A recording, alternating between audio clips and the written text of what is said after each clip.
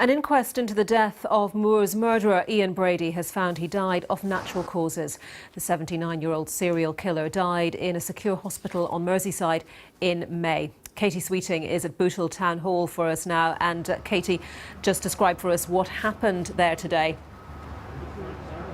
As you say, the coroner, Christopher Sumner, recorded a verdict of death by natural causes. Brady had heart failure secondary to chronic lung disease. We heard he'd been a heavy smoker right up until 2008 when the smoking ban came into force. Now, Brady died in May at the age of 79 at Ashworth Psychiatric Hospital, where he'd been for more than 30 years, and he'd been on intermittent hunger strike since 1999 and force-fed for some of that time. In fact, he'd had a feeding tube right up until the last few days of his life, and he'd been fighting for many of those years to be moved to a hospital in Scotland where he might be allowed to die, but that request was never granted. Now, we heard today from two doctors, Dr. Brian Rogers, who's a consultant forensic and Home Office pathologist. He carried out the post-mortem, and he concluded that, as well as confirming those causes of death, that Brady was in good condition, his body was in good condition, his BMI was good, he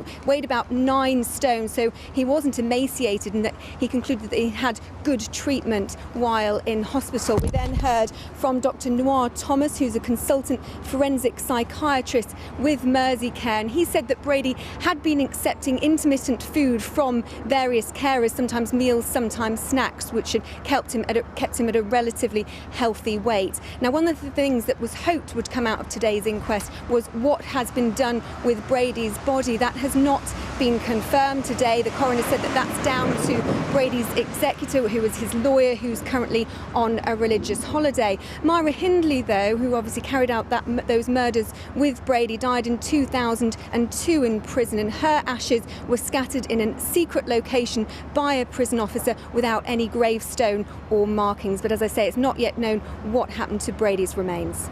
OK, Kate, thank you very much for that. Kate Sweeting in Bootle.